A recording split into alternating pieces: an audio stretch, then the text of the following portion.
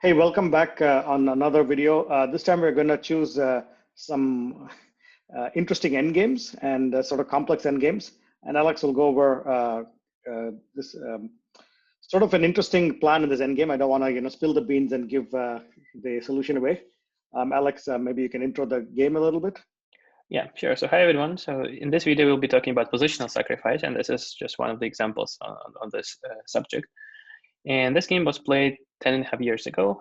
I was international master back then, and my opponent was also international master. And we reached this position, and seems like white is better. Why? Because white has more space. I mean, have this nice pawn on d5, knight on b6. However, I lack a plan of improvement. I mean, I would be very happy to invade on the e file, like rook e6 or rook e7, but unfortunately, black knights control those two squares. And I don't see any other ideas of improvement. So what can we do? I mean, in this position, I played knight takes g4, and the idea is to open up the position. So we sacrifice a piece for 2 pawns, but after that, our remaining pieces gain some mobility. So bishop becomes very active. So we can play this move in c, knight g4. Yeah, one question I had, a clarifying question in this position. Did you consider, and again, maybe this is sort of the first time I'm seeing this position, but can you play like, bishop d3 and move this rook, okay, move the rook to like e2 and knight d1, knight e3? Did you consider that at all, or is that not? I don't remember. It was 10.5 years ago, yeah. So almost like my half life, I mean, so I don't know. No, but can the pawn be defended? Maybe the question is, can the pawn be defended, or perhaps maybe black can bring the king to f6. I don't know. So let's say rook e2, king g8, bishop, knight d1, king f7. Yeah, bishop d3. What do you want to play? King g8? Ah, king yeah, g8. Okay, I see. Without thinking. Maybe I'm just blundering something. Yeah, rook e8, king f7, knight d1, king f6. And okay, yeah, so it's a good point. So now, even if you do knight e3, you're not threatening on f5, and you can't play bishop d7. So maybe here black can just sort of play rook b7, rook e7. After that, bring the rook to e7. Maybe, although white can consider that. So at least it looks like the the winning plan is not that clear. So I think in this sort of position, when the winning plan is not so clear, I guess a very natural thing in the position is to consider sacrifices. And this is actually hard, for most players, because you don't want to sacrifice. But I think sometimes maybe you've achieved as much as you can achieve, and there's no simple way to further improve the position. So is that when you can consider sacrifices? Perhaps, yeah. Again, depends on the position. It's not easy to generalize, but perhaps, as you said, when it's hard to improve the position further, you have to consider some concrete measures. And we will see my game against Kramnik, where he improved the position and then he went for the decisive move. But that'll be later. Yeah. So in this position, I didn't see how to improve the position further. Most likely, it was already mutual time trouble because it's already like a late endgame, and I decided to take bishop g4. And we see that although black has an extra piece, his pieces are not so active. They're quite restricted, especially look at the knight on g7. It cannot go anywhere, not to e6, not to e5, not to h5, everything controlled by either the pawn on d5 or by our bishop on g4. Same about the knight on g6. If it just goes somewhere, let's say to f8 or h8, I will immediately invade with my rook to e7. Perhaps black can play with the bishop, but the only square available is f7. And in that case, perhaps I could do similar to what I did in the game. I could play bishop c8, attacking the pawn a6, or knight c8, attacking the pawn on d6. So my pawn, I think, took on g3, right? And I took back, and he played rook b7. A very natural idea. He wants to, play something like rook e7, I presume. Since he has an extra piece, it makes sense for him to trade rooks, especially that his rook is very, very passive on b, and my rook is active on the e file. And here, what I remember from the analysis, that I missed just much stronger continuation, which I think was move knight c8, just going to c8 to take the pawn on d6 on the next move. And in that case, I would have 3 pawns. The d5 pawn would become a pass pawn. And yeah, computer think that white is just winning. But I didn't play that move. I was focused on the other idea. So I played bishop c8. And simply like a bit of a silly move, like clearly black is not going to blunder his rook. And he'll just play rook a7, protecting the pawn on a6. So what is the follow-up? We cannot play g4 because our pawn on f4 will fall. And we cannot move our knight. And since we played bishop to c8, it doesn't make sense to go back, right? And the rook is already well placed. But I had another idea in mind. And so I played f5. The move is very concrete. And in most of the cases, we have to be very, very careful about this move. Why? Because it gives up control over the e5 square. And however, in this position, again, I had a concrete follow-up after knight e5. So my opponent naturally plays his knight on e5. He might even be forced to play knight e5, right? Because if you play, for instance, Yeah, f6, yeah. knight f8, then you can do f6 and bishop this g6. knight... Maybe there is check. Maybe check. Oh, actually, yeah, there's a check on g6. Actually, it's not that simple.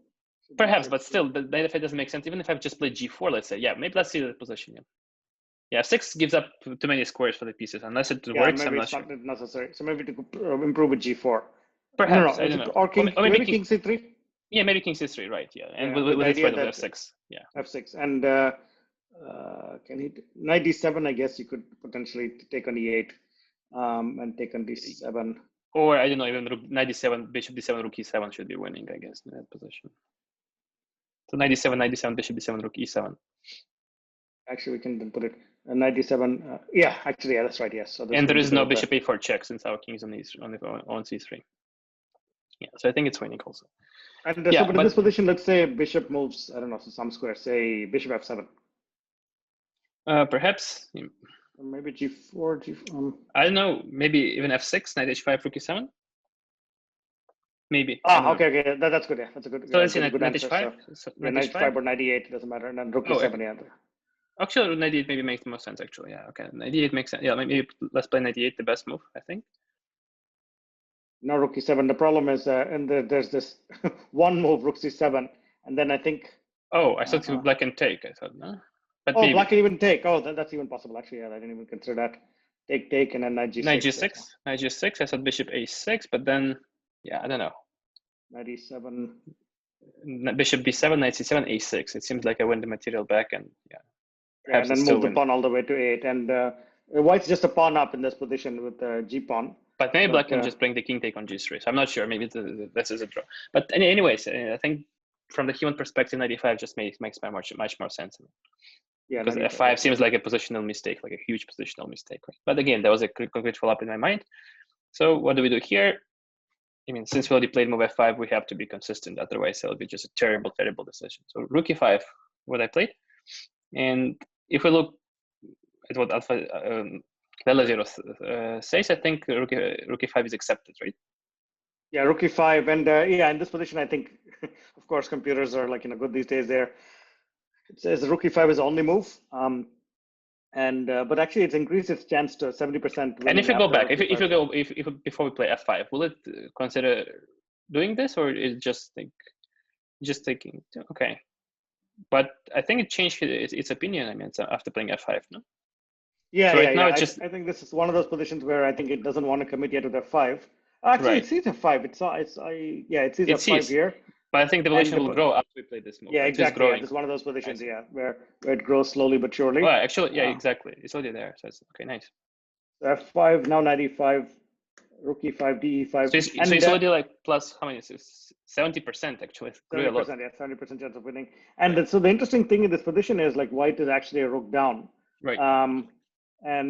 So the next move is sort of necessary to play g4. Yeah, so basically, yeah. So I think this position is a key of showing game in this game. I mean, so what's the point? I mean, again, as you said, I mean, we're a rook down for just 2 pawns. But I mean, black pieces are so badly placed. I mean, they're restricted in their activity. So knight on g7 has no place to go. Bishop on e8 can only go to f7 or e8 back, and rook on a7 is also like not very active. What is white's plan? I mean, we want to just improve the position slowly. I mean, king d3, king e4, take the pawn e5, and start pushing our pawns f6 or d6. And so we're not like checkmating or anything. I mean, we just have long-term compensation, although this is an endgame and we're rook down. I mean, so this is like perhaps one of the exceptions. Usually, of course, it's better to have an extra rook, I mean, for 2 pawns. What is black's plan? I think what my opponent did seems like the only reasonable plan, like king h6, king g5, and try to, I mean, centralize the king, maybe take on g4. But if he takes on g4, he has to be careful because I have f6, like discover check. Yeah, so let's see. So he played the king h6, and after that there'll be a lot of mistakes by both sides. Again, it was like many years ago. It was a mutual time trouble, and so yeah, the point of this position is just of this game is like this positional domination despite being material down. Yeah, so king d3, and again. Oh, you actually played d6 here. Whatever, yeah. Okay, d6. Yeah, king d3 actually. Yeah, it's funny. The computer actually thinks king d3 is a bit stronger than d6. That's it changes its opinion all the time, right? But yeah, it seems like it's a bit stronger, right? Yeah, king d3. Yes. So d6. Now maybe d6 is trying to cash in a little bit early. Perhaps, yeah. So let's play king d3 because I like it. Again, like we are rook down and we just play a slow move like this, and it shows even like the concept even better. So king g5 and now d6. Okay, you know, I don't know what the differences are. No, maybe there are some concrete differences. For me, king f4 feels more scary because it stops this f6 king. But yeah, I or guess you have d7. to keep No, no, D7 is even d7 is stronger. Yeah, D7 is stronger. Actually, f6 is good too, but D7 may be even stronger. But the idea is that even though the king is active, then you know the f pawn. actually it's very funny. Actually, it's very funny. So black takes, right? Bishop d7, bishop d7. D4 check, knight e2, let's say. No, king e2, sorry, king e2. King e2. And the black rook cannot become active, the knight cannot become active, and black can take on g4 because of f6. Again, like pieces are so badly placed. So not always, again, an extra piece is or just having a piece on the board is a good thing. Sometimes that piece is performing worse than its value. Like the knight is certainly not worth 3 pawns or something. And For me, king e3 seems good. King e3 and then black is in some sort of a zugzwang. Yeah. So if rook b7, okay. Maybe it's not that clear actually. No, I was just thinking that can you just take on e4 with the bishop, like bishop c6, bishop e4, but maybe there's a nuance. Oh, actually, no, computer's seeing the same now. Yeah. So let's say rook c7, and you can just, what is the computer doing? Why can't it just take on e4? Or maybe the problem with taking on e4 is that knight goes to e8. So you don't want to do that. Oh God. Okay. So this is tricky. It's complex, yeah. Yeah. Perhaps we don't need to analyze this endgame that deep again. I think the main idea was just to illustrate that position after move g4. Right. So, I see. So the idea is just to keep rotating, and now if you can win on e4, okay, maybe even knight f6 and knight e4 is even stronger because then you can take with the knight. But the point I think is just simply to take the pawn on e4 and then make progress. And white is an exchange down, but I think this actually feels winning because these two pawns are dangerous. So I mean, the black knight has no moves. The black knight cannot be like activated. It doesn't have yeah, actually that's a good point. Yeah. So if we were to go back a few moves, yeah. So basically, king f4 is not that strong. It's dangerous because it's allowing white to mobilize. So the computer's saying rook f7. Yeah, but I think the main point of king d3 is as scary as it sounds at these positions. Even though you're down a rook, it's still good to activate the king and go to the endgame. It's definitely an exceptional position, but I think there's something to think about. Always try to activate the king in the endgame, even if you're materially down. That depends. But I wouldn't make a general point here. Position like chess is a very concrete game. Like there are always exceptions, but yeah, generally it's a good idea to activate the king in the endgame. So. And should we continue with d6? Yeah, I mean, yeah, I guess so. We can briefly okay. Go through the game. So so now so this is an interesting moment. Your opponent actually played king g5. The computer thinks that rook f7 is close to holding the game. Again, most likely we both had like 30 seconds with increment. So yeah, I wouldn't be surprised. Oh wow. Okay. So I wouldn't be surprised. Hard. I mean. So here it says the only move is d7, or the best move is d7. Possible. Again, as I said, like there are a lot of mistakes. I mean, the point of showing this game, it was just position after g4. After that, like, again, a lot of mistakes. And it's like easy to make mistakes than much time trouble in this position because position is concrete. Yeah. So perhaps, as you said, I want to monetize too early. If you play d7, and if it did this and this, the previous lines maybe the rook was stuck there, and this is slightly this is a better version for black because the rook is not stuck on that corner. So after king d3, for instance, black can actually play king g4 and king e4. Oh, F6. You can even play knight takes f5. F6 previous. F6 king f5. No, f6 king f knight f5 rook f6 perhaps. Yeah, okay. Although even there, knight e5. Oh, knight. He's just putting king f4. Okay, okay. I was not looking at this move at all, but yeah, that makes more sense. So fg7 and check. e4, I guess. Wait. And black is just better. I see. Okay. E4. Okay. Makes sense. E4 check. Okay. So so anyway, so I think this is the plan. Actually, black is not supposed to be better. It's supposed to still be equal. So I see. So he's saying don't play f6. Just play king e4, and if knight f5, then you play king e5 and the position is still decent for white. I mean, it's not as winning as the previous lines maybe, but at least there's no danger of white losing. White can probably just easily take one of these pawns. Yeah, most likely. There's not a big danger. Yeah. Right. So so king d3 was more accurate to not allow the rook to swing to f7. So d6, but your opponent continues as if you just played king d3. He plays king g5, and I guess here I'm assuming you played d7. I don't remember. Like, I Yeah, don't D7, remember the each one ones. was played. Bishop takes D7, bishop takes D7. So this reaches like an interesting position where I'm trying to compare this to previous line. So here again, white is just an exchange down. He can't take on G4 because of F6 in this line. I think. Okay, let me just, yeah, that's right, because F7, the rook is being blocked by the bishop. So like, if he plays this line here, when, I don't know, let's say there's a move, knight F5, now just play F7, and the key point is the rook can't jump over the bishop. Right. Maybe yeah, it's fine. Yeah, so bishop D7, bishop D7. So I think the only move for black is to like, try pushing the e-pawn and hope for counterplay. But the problem is the long-term position is that, again, that with this knight on G7 and not being so useful, white should have good composition, and not surprising, the computer thinks that there's a good chance of winning, 65% chance of winning. I'm actually curious, did you just go and try to go after the E4 pawn?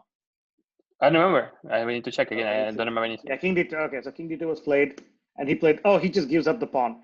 So, yeah, the idea is to activate the knight. Again, from human perspective, you can take on G4, and if you're in a mutual time trouble, you want just to do something active. This is how humans are, right?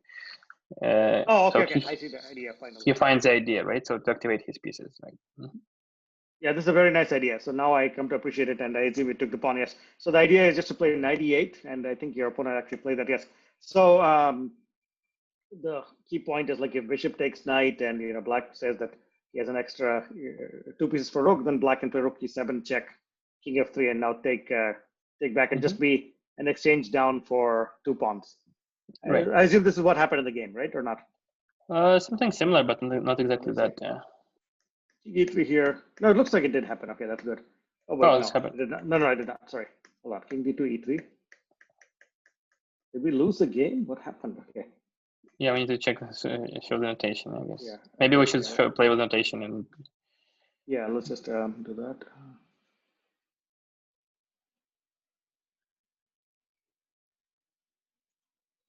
So e4.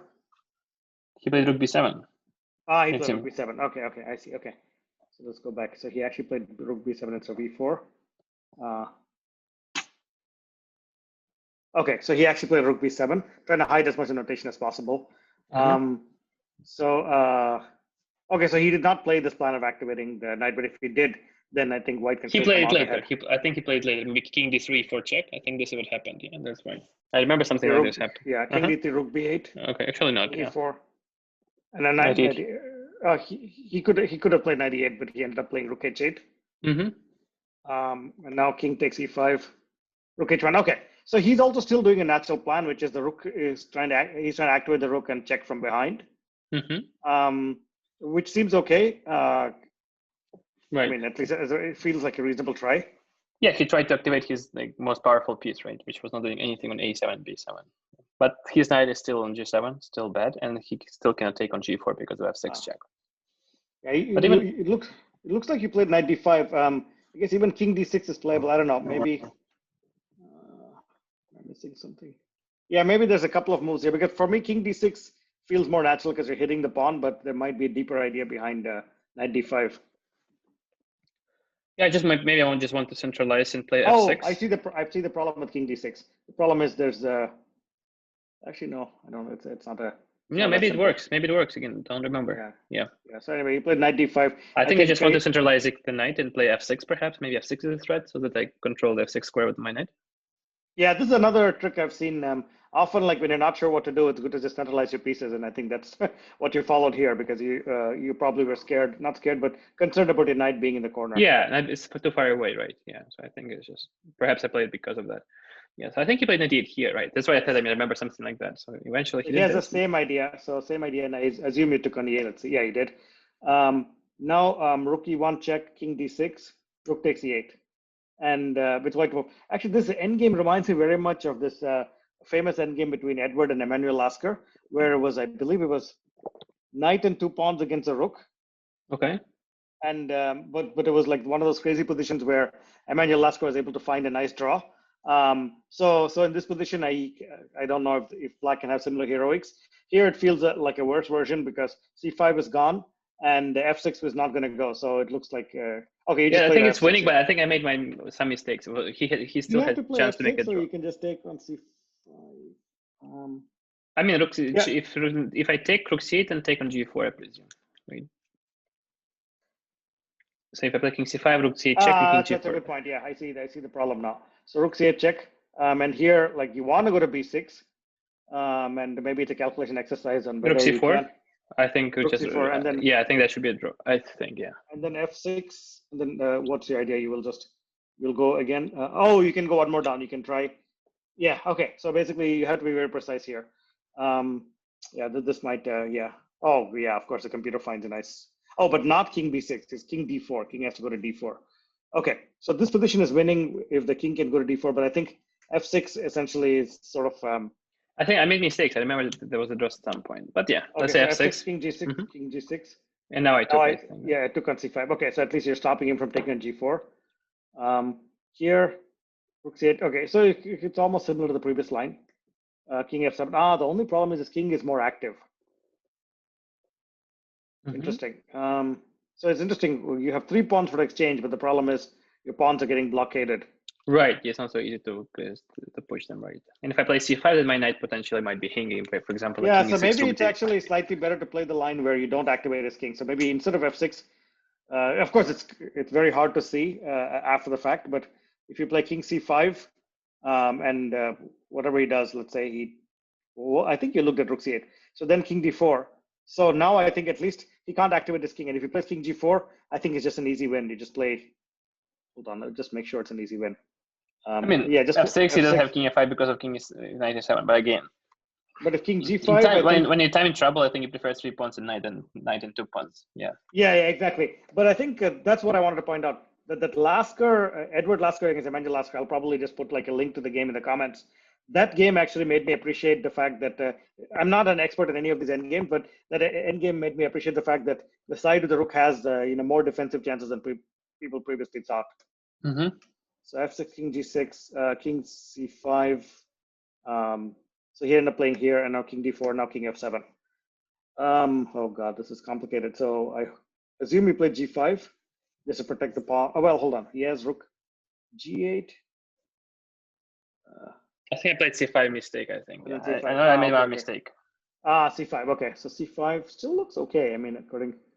I know. So yeah, actually, it's good. It's worthwhile going over g5. If rook g8, and it's hard for most people to see, but c5 is actually a good move here. So if he takes on g5, I think c6, and the pawn is not stoppable. And king so is 6 c7 or what? Oh no, just yeah, c7. Yeah, c7, right? And rook d5, king c4, and I promote with king c4, check. and then yeah, the key point is just a check. Otherwise, black can play rook rook d1, and check from the back. But in this case, because this is a check, this is winning. Yeah, this is basically it's a bit of calculation. It's not easy to see, but it would make life a little easier. So let's see. So you played c5. Okay, it still is winning according to the engines. King e6. Right, and maybe here, maybe there was no mistake. Yeah, but knight b6. Okay, so king c4 might be simpler, intuitive. Well, hold on. You're probably worried about rook g8. Yeah, again, it was like a game played the mutual time travel, so it's normal. I think most people. Yeah, no, I think if rook g8, oh god, why rook d8? It's a silly move. If rook g8, I think you can just play c6. Yeah, same line. So you check here, and then you can just do king c5, and so let's say rook this one because it looks like the most interesting. Oh god, I'm even confused. Is this winning? Because I was just looking at c7, but maybe the point is, yeah, c7 now. I think c7 would be winning, but it's stupid. You can just play king b6 here, and yeah, it's man. But actually, it's hard to tell. These lines are very hard. Right. So you have to really calculate deeply here. So so you played knight b6 here, okay, and he ended up playing rook g8. Yeah, I think c6 I played was a mistake. I remember I made one. Oh, you played f7 first. f7 was a mistake. Okay, yeah, I remember it was one mistake. Yeah, so rook d8 was the draw, it says. Again, not simple in mutual time trouble. Actually, what's wrong with king takes f7? If king takes f7, then I guess yeah, still c6 and c7 win. Right. So I mean, against the like logical continuations, this move is winning. But yeah, computer finds like perhaps not a very logical move rook d8, right? Yeah, rook d8 and it's hard to rationalize. I mean, yeah, it doesn't. Yeah, I think most people don't find it. And this is so weird. So you cannot take here because then c6 wins. But But apparently, oh, you go. It's like a study-like draw. You know what? This is similar to that Lasker versus Lasker game. There's like this study-like sequence where the rook just like shifts like this in a almost exact same pattern. Right, but Not, again, it's that's not. tough. Yeah, Yeah, it's not it's easy. really tough. Yeah. Wow. So it's like yeah. So basically, black's plan is just to play rook d8 and just keep shuffling the rook back and forth. And if white keeps actually, what happens in this position? I'm actually confused now. So let's say g5, and oh no, g5. I guess he'll take. So knight d5 is only try. So hold on, I'm trying to reason this and I'm having a hard time. So if king goes here, then black can win the f pawn. So and if king goes here, which maybe looks more critical, then say rook f8. And what happens on g5? I see. Then you can take this pawn with the rook, and it blocks c6, c7. Wow, this is too confusing. Right. So he took rook g4, which is losing, which I think I calculated during the game. And But king what f7 would is the also losing. principle Right? be? Like, if people want to improve and defend such endgames, I'm actually a little I bit don't know. shocked. It's hard. I think this game was about positional sacrifice. Now it's just Maybe I finally get it. It's very hard, but I think the idea is using the ideas of checks. You can keep your rook here and wait for white to commit to a plan. If white plays c6 or something, okay, you can just take an f7, but you can also play king d6. And if white now plays g5, you can take with the rook on f7. So it's really important for black to take with the rook on f7.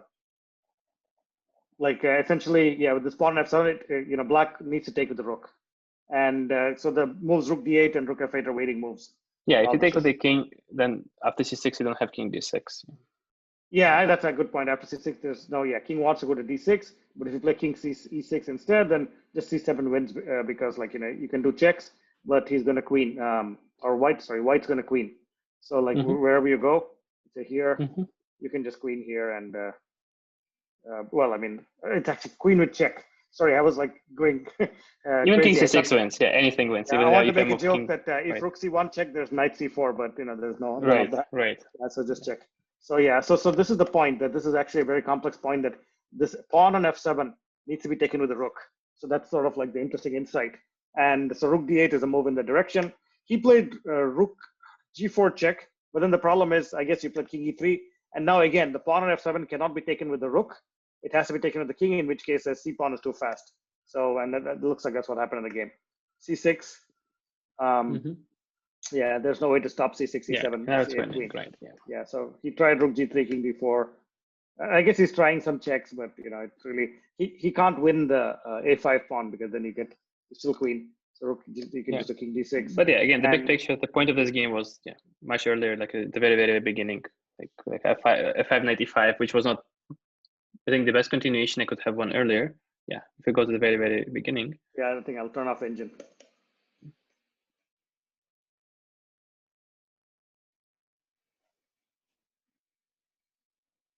Sorry, f5 95. Did I? Oh, 95. Got it. No, the rook sack. Yes, f5 95. Yeah, I think that's the point of this endgame. Yeah, after that, there was other mistakes. It was like mutual time trouble. Yeah, so the idea is supposed to show that not always because it's, how to say, rook is worth 5 pawns, they say, right? I mean, here, we have 2 pawns against 5 pawns, so like it's like 3 pawns up, but that's not the case here, because like white pieces are more active. And so we have to take into consideration like the specific position. It's like not always apply the concept that the queen is worth like 9 pawns. They say like bishop 3.5, knight 3, and rook 5, right? It doesn't work this way. In certain positions, maybe like rook is worth 5 pawns. Maybe here it's worth like much less because it's so passive. Same about the black knight. It's certainly not worth 3 pawns. It cannot go anywhere. And the same about the bishop, right? And as we see, computer likes white's position a lot. So again, perhaps it's a bit advanced concept. Yeah, no, for me, like, there's a lot of things that are fascinating. This rook sack was something that's really fascinating, and I was even surprised that Alice was able to play such a cool game. And after the rook sack, I think, yes, it's a little bit unfair to criticize the play, because the people are in mutual time pressure. But I think what's very interesting in this endgame is the other point where black has to find this cool, interesting way to draw, where you have to make sure that this f7 pawn is taken by the black rook. So this is we'll delve into the subtleties of the other game, but not to take away from white's play. I think it's really very inspiring, and it's really cool that you can convert a space advantage and just give up a rook like that, and basically be winning for most of the game.